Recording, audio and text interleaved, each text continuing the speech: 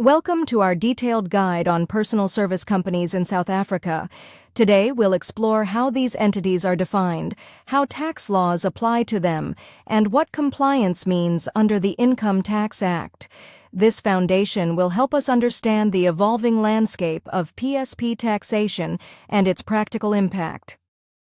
Let's clarify what a personal service provider, or PSP, really is. Essentially, it's a company, close corporation, or trust where a connected person personally delivers services to a client through that entity. Under the Income Tax Act, SARS treats qualifying PSPs as employees for tax purposes, which fundamentally shifts how their income is taxed from corporate to employment principles. Looking back before 2006, many employees set up private companies or trusts to provide their services. This created significant tax planning advantages, allowing income to be deferred and taxed at lower corporate rates. Income distribution was often managed strategically, splitting dividends or remuneration among family members to minimize tax burdens. This historical context is key to understanding why the rules changed. So why did SARS overhaul these rules? The main driver was to prevent tax avoidance. PSP structures were widely used to disguise employment relationships and avoid payroll taxes. Interpretation: Note 35, issued in 2023, tightened definitions and clarified withholding obligations.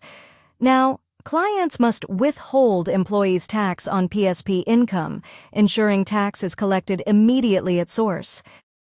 Determining whether an entity qualifies as a PSP involves several rigorous tests. Services must be personally rendered by a connected person, and if that person would be considered an employee without the intermediary, the PSP classification applies. Control and location factors, like working at the client's premises, also matter. If over 80% of income comes from one client, PSP status is triggered, unless the company employs 3 or more unrelated full-time employees, which provides an exception. Taxation for PSPs is distinct and often more stringent. Companies classified as PSPs pay a corporate tax rate of 27% on retained income, while trusts face a much higher rate of 45% on undistributed income. Importantly, remuneration paid to connected persons is subject to employees' tax withholding, with clients responsible for deducting pay and issuing IRP-5 certificates. This ensures taxation aligns closely with employment income. When it comes to deductions, SARS imposes strict limits on what PSPs can claim. Allowable deductions include remuneration for employees, pension contributions, and business expenses directly related to service delivery. However, personal expenses, capital expenditures not tied to services, entertainment costs without clear business purpose, and improperly documented home office expenses are disallowed. This careful distinction protects against abuse. Focusing on allowable expenses, PSPs can deduct salaries and bonuses paid to employees, provided formal contracts and payroll records exist. Office rent and utilities are deductible if directly connected to client services and properly documented. Business travel, professional development, and essential equipment also qualify, but comprehensive record-keeping is mandatory.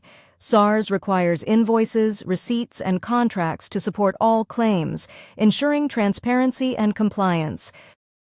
Practically, PSPs and their clients face several obligations. PSPs must keep detailed records of income and expenses for at least 5 years. Clients are required to withhold employees' tax on payments unless SARS grants an exemption. PSPs can avoid classification by employing 3 or more unrelated full-time staff and meeting small business corporation criteria.